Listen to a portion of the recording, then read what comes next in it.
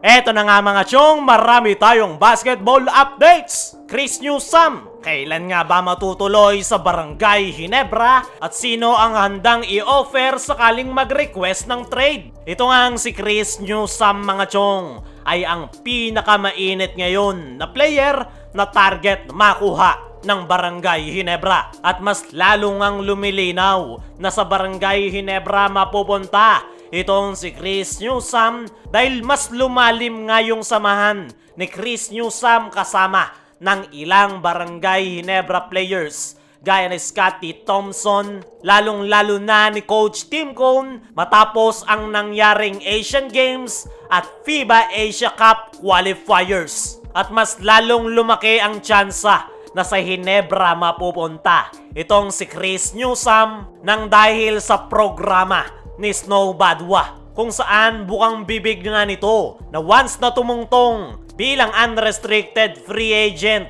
itong si Chris Newsome ay malaki nga daw ang tsansa na sa Ginebra na ito mapupunta dahil meron itong nabuong samahan kasama ni Coach Tim at si Coach Tim Cone nga raw ang nagbigay ng opportunity kay Chris Newsome na makapaglaro sa ating national team at isinama pa sa long-term plan ni Coach Tim sa Gilas, Pilipinas dahil pasok ito sa final 12-man lineup. Nabanggit nga rin ni Snow Badwa na very aware ang Meralco Bolts sa nabubuong samahan ni Coach Tim at ni Chris Newsome. Natutunugan na nga raw ng Meralco na lilipat ng Barangay Ginebra ang kanilang star player, kaya naman kumikilos na nga raw ang Meralco Bolts at ino-offer na sa iba't ibang koponan. At ang problema nga ng Meralco Bolts ay sa ngayon ay walang koponan ang handang sumugal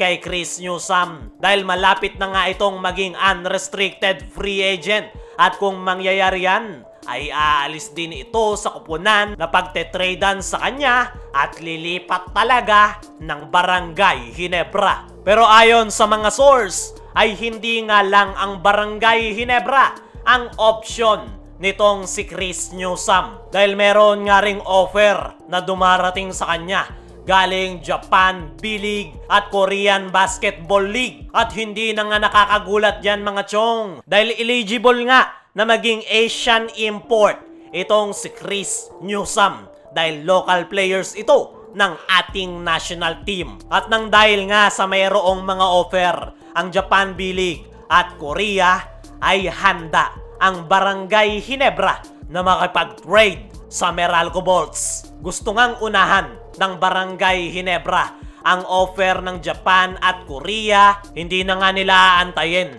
na maging unrestricted free agent itong si Chris Newsome at agad na makikipag-trade sa Meralco Bolts. At kapag natuloy ang trade ni Newsome sa Barangay Ginebra ay si Coach Tim Cone na ang bahalang kumausap kay Chris Newsome para naman pumirma ng kontrata sa kanyang kupunan. Sa ganon ay masesecure nila itong si Chris Newsome at hindi malabo na makumbinse ni Coach Tim ang nasabing gwardya dahil malalim na nga ang samahan ng dalawa. Ang tanong, sino ang i-offer ng Barangay Ginebra para mapapayag ang Meralco Bolts? Maraming ang trade asset ang Barangay Ginebra pero meron nga tayong nakikita na pwedeng i-offer ng Ginebra na hindi matatanggihan ng Meralco Bolts. At yan nga ay walang iba kundi itong si Jeremiah Gray. Panigurado marami ang magsasabi, bakit si Gray ang ititrade ng Barangay Ginebra? Mapapakinabangan ito ni Coach Tim.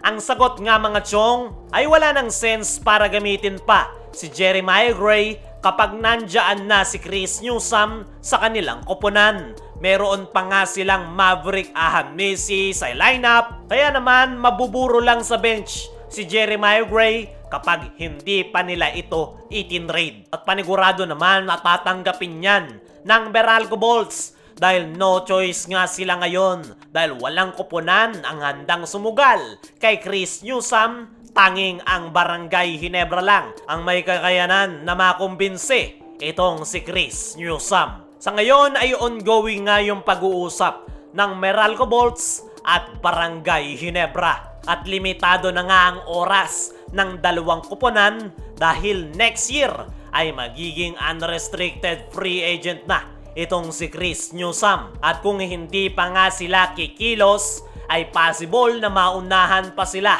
ng Korea at Japan B-League. At kung mangyayari yan, ay pareho silang walang mapapakinabangan, lalong-lalo na ang Meralco Bolts. Ayon nga sa mga source, ay possible na malipat na ng koponan itong si Chris Newsome once na matapos ang All-Filipino Conference. Pero may chance nga raw na mas mapaaga pa yan, depende sa magiging sitwasyon at kung magkakasundo ang Meralco Bolts at Barangay Ginebra para sa trade. At tignan na lang natin ang mangyayari kung matutuloy na ba itong si Chris Newsome sa Barangay Ginebra.